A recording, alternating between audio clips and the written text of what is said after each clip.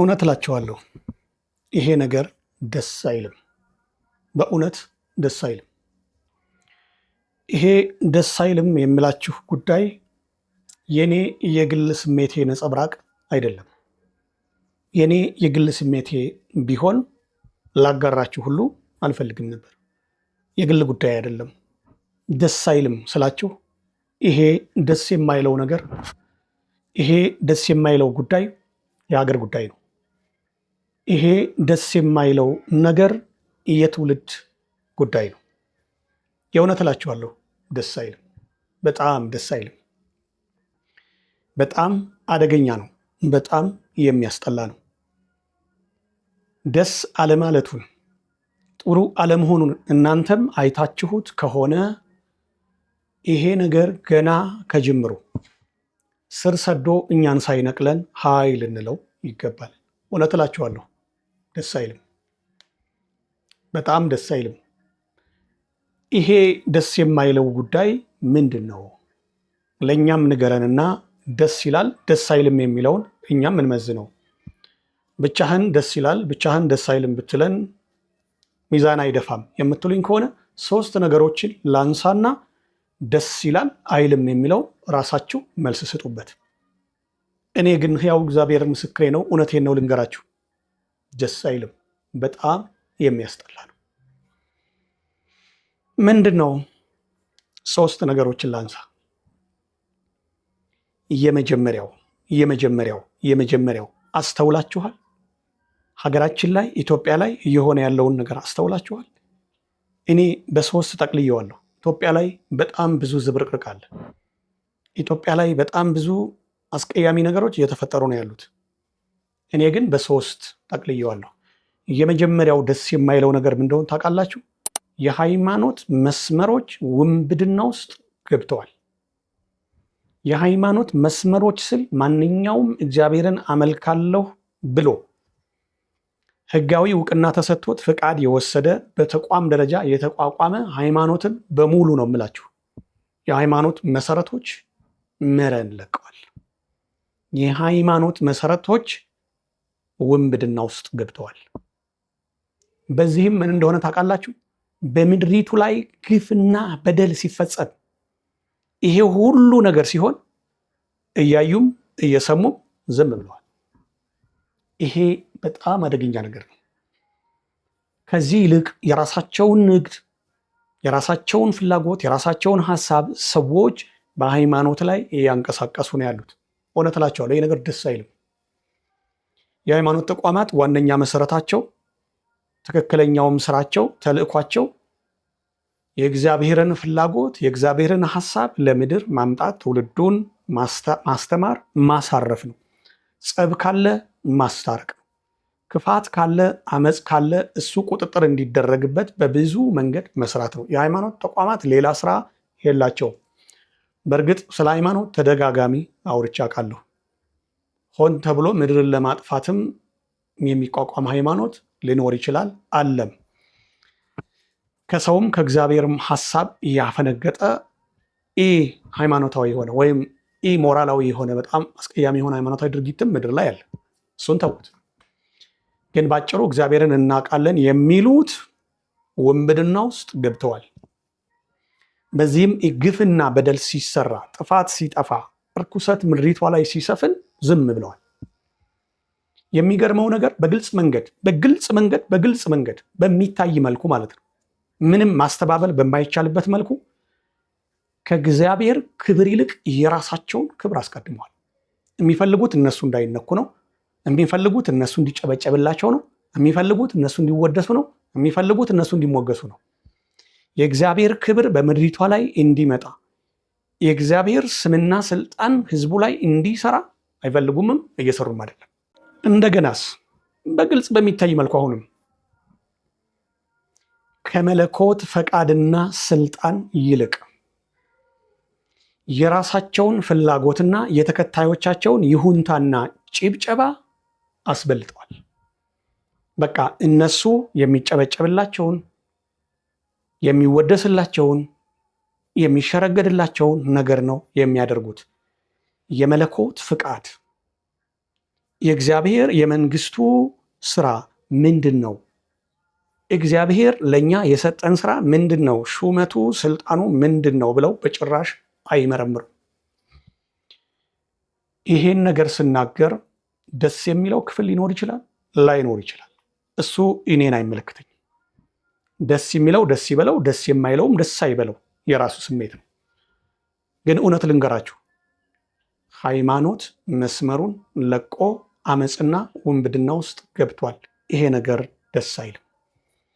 ትውልዱ እንዲህ መረን ሲሆን፣ ምድር እንደዚህ ስትበሸቅጥ፣ እርስ በርሱ እንደዚህ ትውልዱ ሲባላ፣ ሰው ማረፊያ አጥቶ ሲቅበዘበዝ፣ የሃይማኖት ተቋማት ማረፊያ ሊሆኑ ሲገባቸው፣ መንግስት እንኳን በደከመበት ሀገር ላይ ሃይማኖት ያለው ህዝብ አይበተንም ተብሎ በሚታመንበት እምነት ውስጥ ህዝብ እንደዚህ የተቅበዘበዘ መፍትሄ አጥቶ ሲሰቃይና ሲያለቅስ፣ የሃይማኖት ተቋማት ምን እየሰሩ ነው ሲባል ራሳቸው ውንብድና ውስጥ ገብተዋል። በሃይማኖት ተቋማት ውስጥ እየተደረገ ያለው ስራ፣ እርስ በርስ ያለው ሽኩቻ፣ የሚሰሩት ስራ፣ ተከታዮቻቸውን የሚያሰለጥኑት ስልጠና፣ ተከታዮቻቸውን የሚያስተምሩት ትምህርት፣ ለተከታዮቻቸው እየሰጡ ያለው ጥቆማና አቅጣጫ በጣም አደገኛ ነው። ይሄ ነገር ደስ አይልም። እውነቴን ነው የምላችሁ፣ ደስ አይልም። ደስ አይልም የምላችሁ ዛሬ ለምናየውና ለሚሆነው አይደለም፣ ነገ የሚያመጣው መከራ፣ ነገ የምንጠጣው መራራ ጽዋ፣ የምንከፍለው ዋጋ ነው ደስ የማይለው። ዛሬ ለማየት ዛሬ ለመስማት ችግር ላይኖርብን ይችላል፣ በብዙ ነገር ስለደነዘዝን። ደስ የማይለው ግን ነገ ነው። ነገ የከመርነው የክፋት ቋጥኝ፣ የሃይማኖት የማስመሰል መንገድ ተደርምሶ ሲጨፈልቀን ያኔ ነው ደስ የማይለው።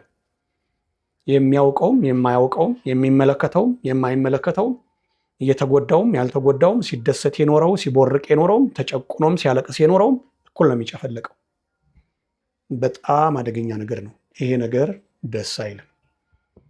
የሃይማኖት ተቋማት ሁላችሁም እከሌ ከከሌ አልልም፣ አይናችሁን ገልጣችሁ እጃችሁን አንስታችሁ አፋችሁን ከፍታችሁ ልትሰሩ ይገባችኋል። ምድሪቷን ካልጠበቃችሁ እውነት ነው የምላችሁ በጣም አደገኛ ነገር ይፈጠራል። ይሄንን ለምስክርም አስቀምጡት። ይሄ የተናገርኩት ነገር የኔ ሐሳብ አይደለም፣ የእግዚአብሔር ሐሳብ ነው። ነገ ሀገራችን ኢትዮጵያ ላይ፣ ምድሪቱ ላይ፣ ህዝቡ ላይ፣ ትውልዱ ላይ፣ እኛ ላይ፣ ልጆቻችን ላይ ሊሆን ያለውን ነው እየተናገሩ ያለሁት። አስቀምጡት፣ ለምስክር የሚቀመጥ። ደስ አይልም የምላችሁ እውነትም ደስ አይልም ነበር የምትሉበት ቀን ይመጣል። ይሄ ነገር ደስ አይልም። ዝርዝር ጉዳዩን እናንተ ዩት። በሃይማኖት እየተጠቀምን እየተገለገልን ሁላችንም እየኖርን ነው። በየሃይማኖት ተቋማት በየሰፈራችን፣ በየመንደራችን፣ በየቤተሰባችን ምንድን ነው የሚደረገው የሚለውን የሃይማኖት ተቋማት ምን እያስተላለፉ ነው? ምን እያደረጉ ነው? ህዝቡን እንዴት እየተቆጣጠሩት ነው? እንዴት እየመሩት ነው? ትውልዱን እንዴት እየተቆጣጠሩት ነው? እንዴት እያደገ ነው? እንዴት እየተደራጀ ነው የሚለውን ከኔ በላይ እናንተ ለየራሳችሁ በደንብ ታውቁታላችሁ። ዝርዝር ጉዳይ ውስጥ ሊገባ አያስፈልግም። ባጭሩ ግን የሃይማኖት መስመሮች ውንብድና ውስጥ ገብተዋል። ይሄ ደስ አይልም። ከባድ ጅራፍ ነው የሚያመጣው። ዛሬ ላይ መስል ይችላል። በኖህ ዘመን ያለ ህዝብ እንደዚህ ይሆንባችኋል፣ እንደዚህ ይደረግባችኋል፣ ልክ አይደለም ተዉ ሲባሉ በብዙ መንገድ ያፌዙ ነበር። ግን ደስ አይልም።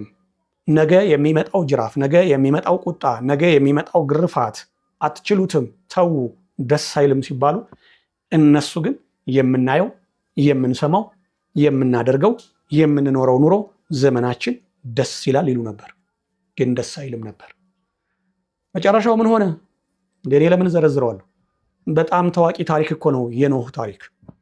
ያ የጠፋው ትውልድ አንድ እንኳን ለምስክር ምድር ላይ ሳይቀር ማለት ነው መርከቧ ውስጥ ከገባው ውጭ ያ ትውልድ ያለቀ አስቀድሞ እንደዚህ ይነገረው ነበረ። ደስ አይልም፣ ተው፣ ልክ አይደለም፣ የምትሄዱበት መንገድ አደገኛ ነው፣ ተው፣ እግዚአብሔርን ስሙ፣ ተፈጥሯችሁን እወቁ፣ እርስ በርሳችሁ መጥፎ ነገር አታድርጉ፣ መልካም ነገርን አድርጉ፣ ምድራችሁ እየቆሸሸች ነው፣ ተው፣ ዘመናችሁ እየተበላ ነው፣ ትውልዳችሁ እያመለጠ ነው፣ ወደ አውሬነት እየተቀየረ ነው ሲባሉ ደስ ይላል አሉ። ግን ደስ አይልም ነበር። በተመሳሳይ ከብዙ ሺህ ዓመት በኋላ እኔ ዛሬ ልንገራችሁ፣ አሁን ኢትዮጵያ ላይ እየሆነ ያለው ነገር ደስ አይልም። የሃይማኖት ተቋማት ዝምታና ቸልተኝነት፣ ይልቁንም የራስን ጥቅም ለማጋበስ የሚደረግ እሽቅድድም ደስ አይልም። ነገ የምንገረፈው ጅራፍ በጣም ነው የሚያስጠላው። እውነቴን ነው የምላችሁ። በአዲስ ኪዳን ሰው ቅጣት የማይኖር ይመስለዋል። መስሎህ ነው። በጣም አደገኛ ነው የሚሆነው። ምህረት አልባ ነው የሚሆነው። እውነቴን ነው የምላችሁ። የአሁኑ አመፅ መንፈስ ቅዱስን መስደብ ነው፣ ወይም በእግዚአብሔር መንግስት ላይ ማመፅ ነው። መንፈስ ቅዱስን የሰደበ ደግሞ ይሞታል አይደለም፣ አይሰረይለትም ነው የተባለው። ኃጢአቱ፣ ጥፋቱ፣ በደሉ ሁሉ ጭራሽ አይሰረዝለትም፣ ለዘላለም ያጠፋዋል ነው።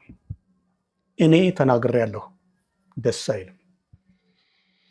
ወደ ሁለተኛው ነጥብ ልለፍ። ደስ ወደማይለው ምን እንደሆን ታውቃላችሁ? እንደ ሀገር በህገ መንግስቱ ላይ ተደንግገው እውቅና የተሰጣቸው የህገ መንግስቱ አንቀጾች ስራቸውን አቁመዋል። እውነቴን እኮ ነው የምነግራቸው። ኢትዮጵያ እንደ ሀገር የረጅም ዓመት ታሪክ ያላት ጀግናና መልካም የመጠቀ ህዝብ ያላት ሉዓላዊ መንግስት ያላት ሀገር ነው የምትባለው አይደል? ግን ደስ የማይለውን ነገር ልንገራችሁ። አይታችሁት ከሆነ በጣም ጥሩ፣ ልክ ነህ በሉኝ። አላያችሁት ከሆነ እዩት። አይ ደስ ይላል የምትሉም ካለ ደስ ይበላችሁ። ምን እንደሆነ ታውቃላችሁ? የኢትዮጵያ ህገ መንግስት ስራውን አቁሟል። አንቀጾቹ ለሽ ብለው ተኝተዋል። የእውነት እኮ ነው የምነግራችሁ። ኢትዮጵያ ህገ መንግስት አላት አለ። እኔ እንዲያውም ባለፈው ምን አሰብኩ መሰላችሁ? ዝም ብዬ አየሁና ኢትዮጵያ በህገ መንግስት ለብዙ ዓመት ኖረናል ወይም ኖሬያለሁ ብላ ራሷ ኢትዮጵያ እንዲያው ያለ ህግ መንግስት ደግሞ እስኪ ራሴ ልየው ብላ ከህገ መንግስት ማዕቀፍ ውጭ ሙከራ እያረገች ነው እንዴ ሁሉ ብዬ አሰብኩ ለራሴ። ከሆነ ጥሩ ነው።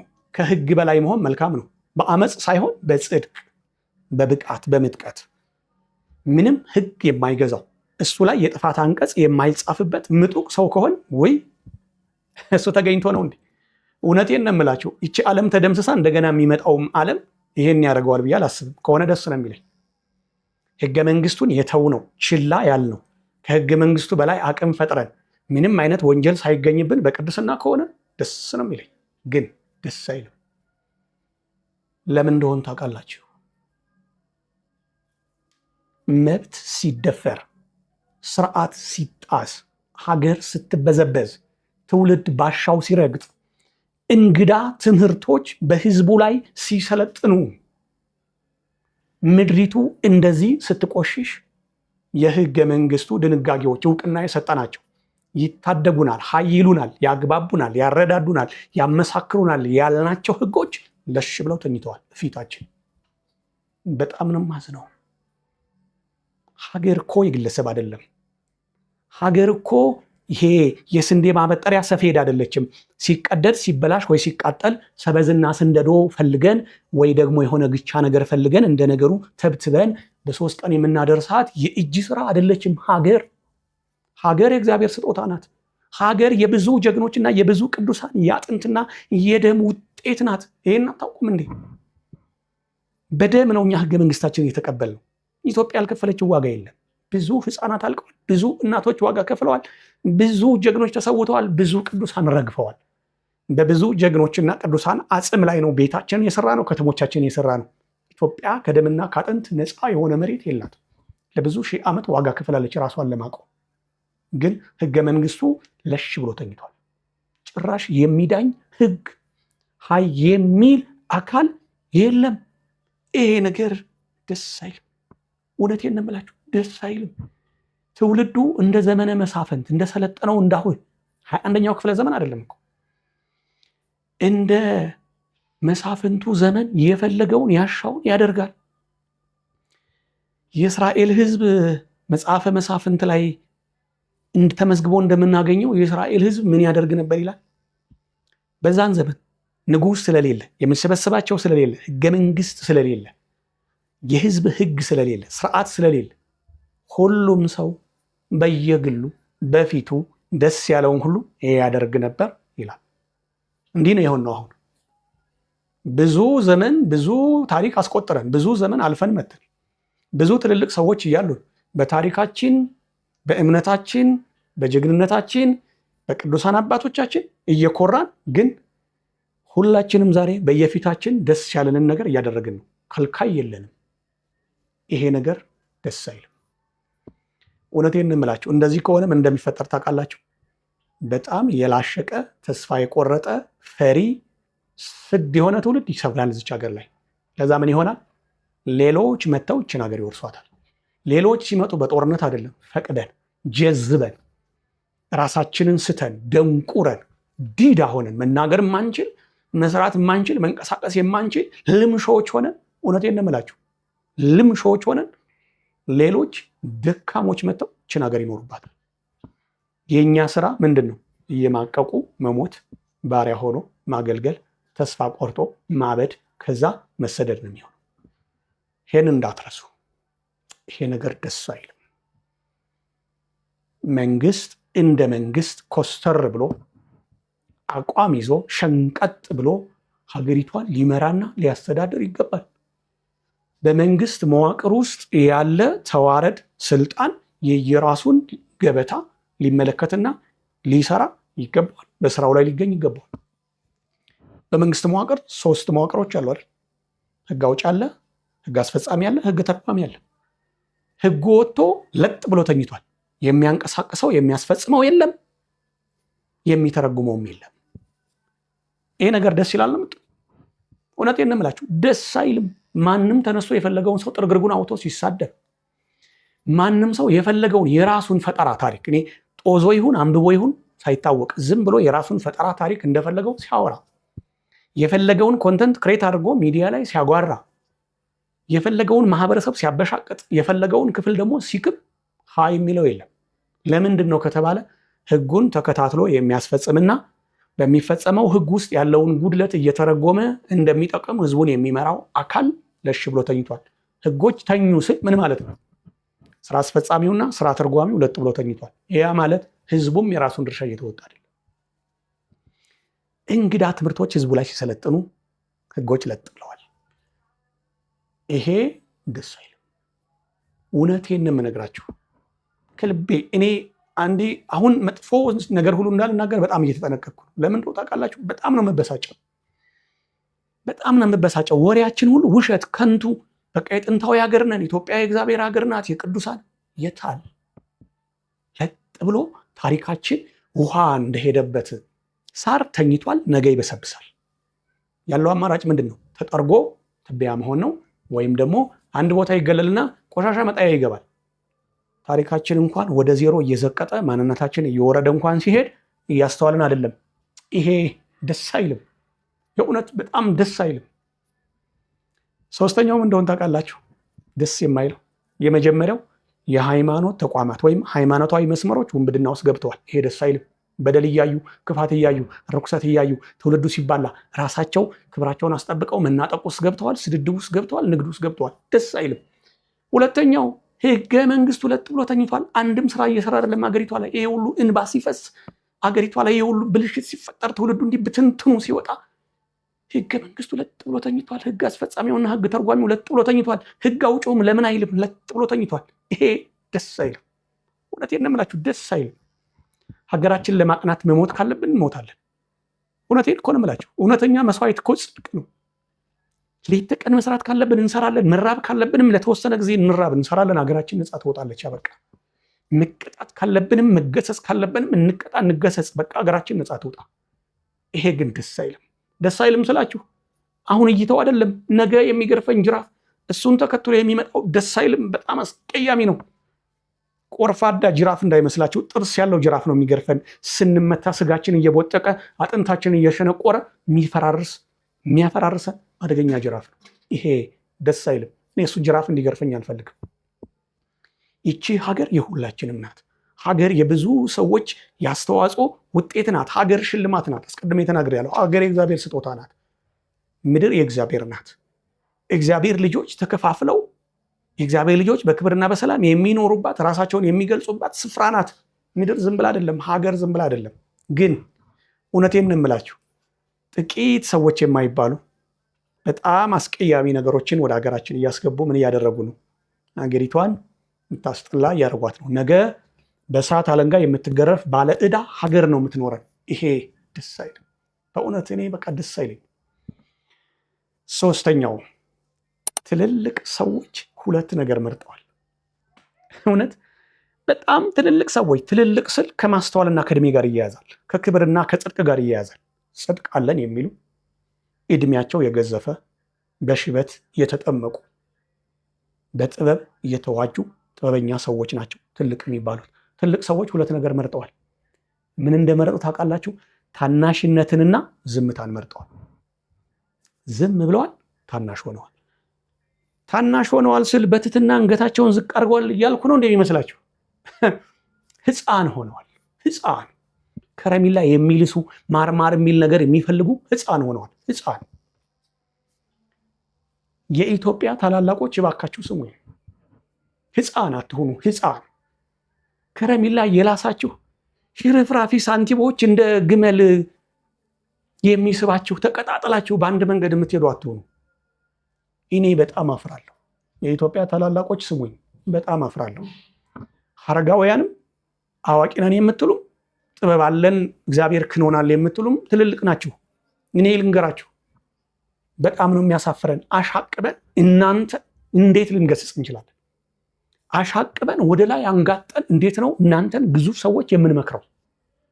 በብዙ ስልጣን ላይ የተቀመጣችሁ፣ በብዙ ኃላፊነት ላይ የተቀመጣችሁ ሐረጋዊ ተብላችሁ እጃችሁን ይዘን እያስነሳናችሁ አይደለም ምክራችሁ ብናያችሁ እንኳን እንጽናናለን የምንል ትልልቅ ሰዎች ሕፃን ሆናችኋል። ሕፃን ከረሜላ የምትልሱ ሕፃን ትሆናላችሁ ተመልሳችሁ። በጣም ነው የምናዝነው።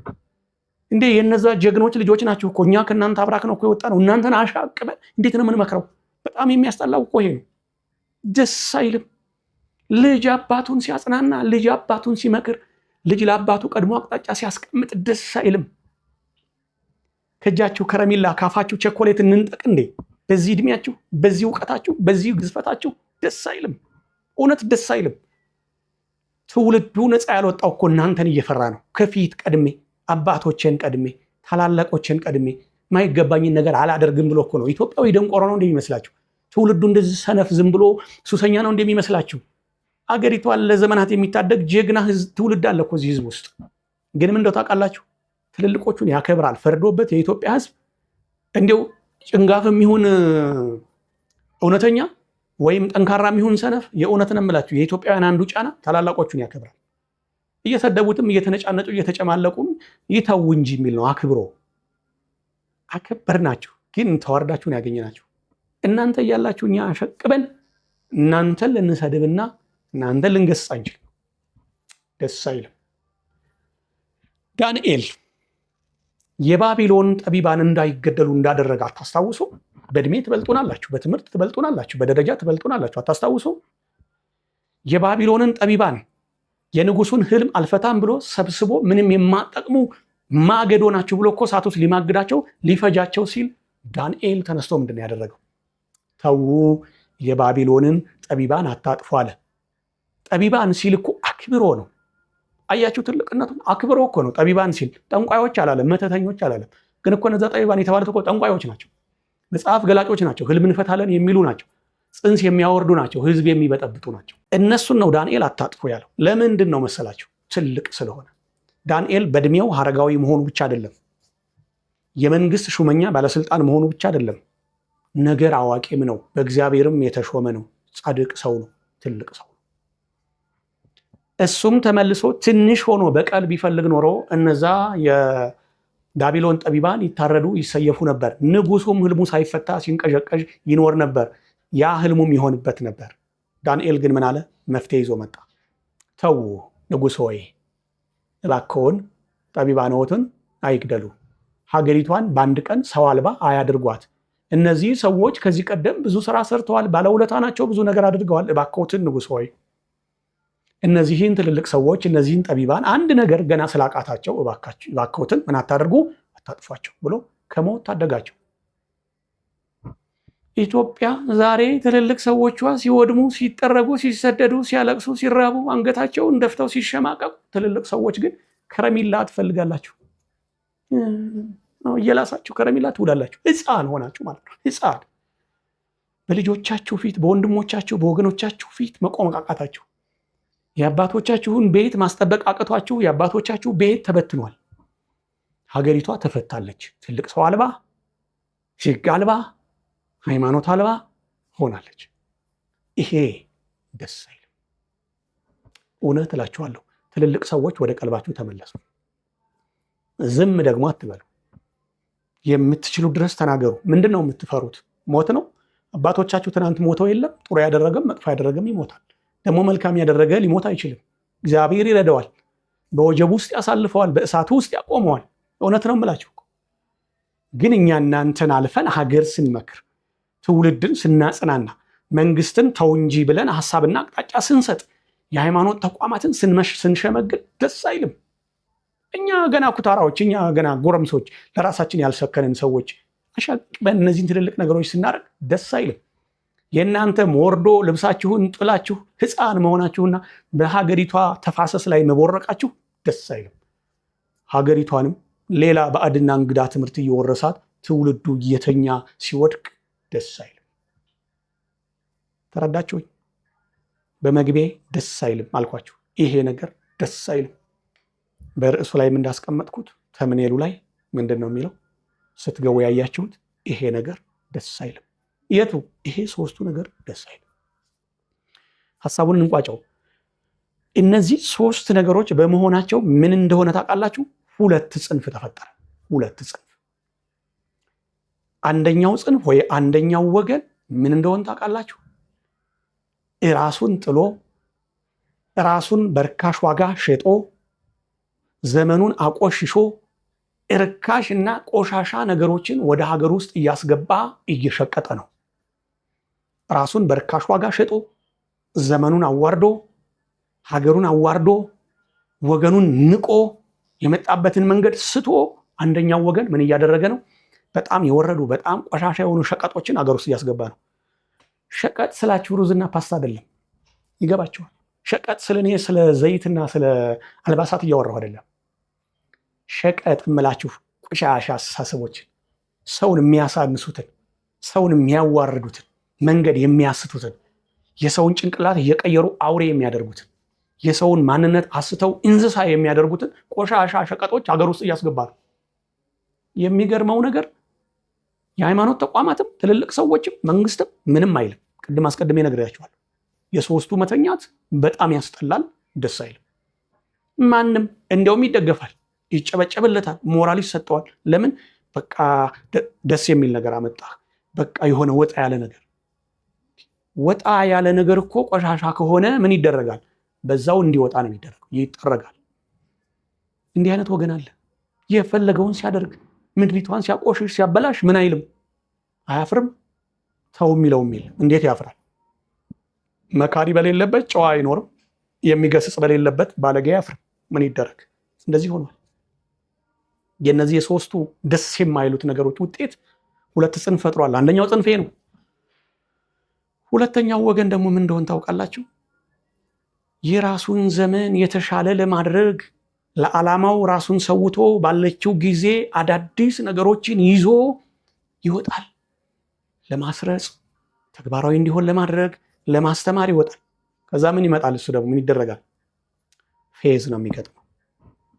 ከዛ ይፈረጃል። ይሄ የሰይጣን ነው፣ የ666 ነው ይባላል። አዲስ ሀሳብ ይዞ የሚመጣ ነገሮችን የሚያስተካክል ህዝቡን የሚያቀራርብ የተሻለ የሚሆን ይሄ ደመናውን ጭጋጉን የሚገልጽ ድንቁርናን የሚያጠፋ ትውልዱን የሚያጎብዝ ትልቅ ነገር ይዞ ሲመጣ ይሄማ ይባላል። ይሄ ሁለት ጽንፍ በራሱ ደስ አይልም። ይሄኛው ቢጠነክርም ድጋፍ ስለሌለው ደስ አይልም።